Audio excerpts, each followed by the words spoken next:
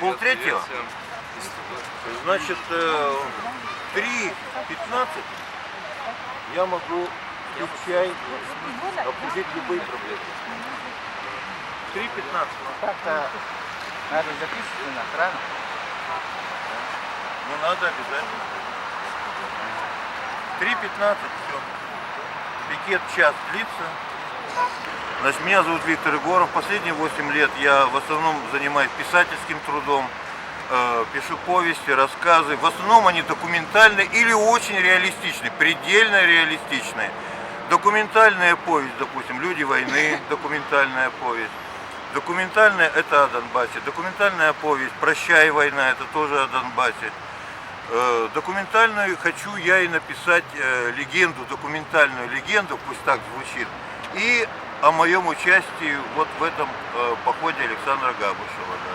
Тоже хочу написать документальную, поэтому я участвую активно, ну и не только поэтому, понятно, но и в том числе, как писатель. Сейчас что требуете, какие требования ваши?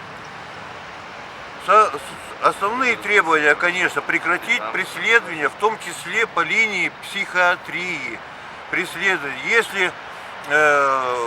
Если он что-то нарушил, допустим, где-то, ну хорошо, давайте разбираться в суде с адвокатами, что он нарушил.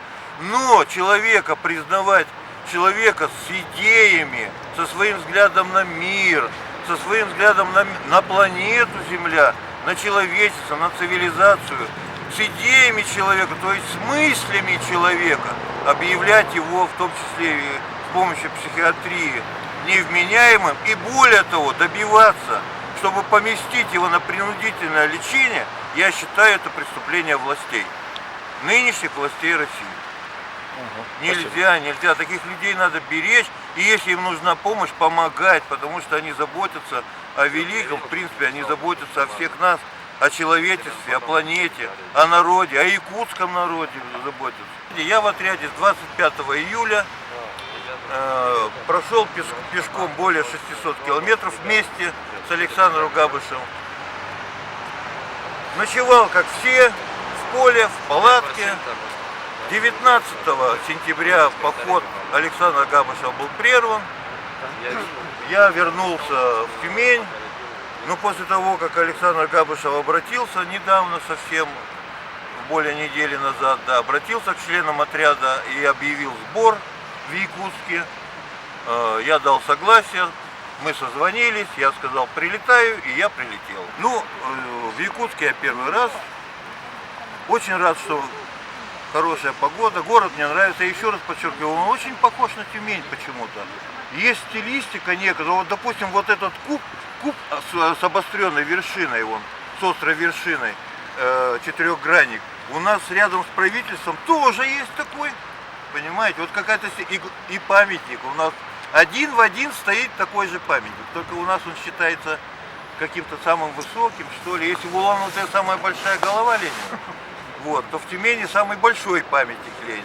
До писательства, если говорить о гражданской деятельности, я в 90-м году был выбран народным депутатом РСФСР от округа 717 города Тюмени. Работал в Верховном Совете РСФСР, это уже был новый парламент, это был Ельцинский так называемый парламент. Да? Работал в комитете по средствам массовой информации.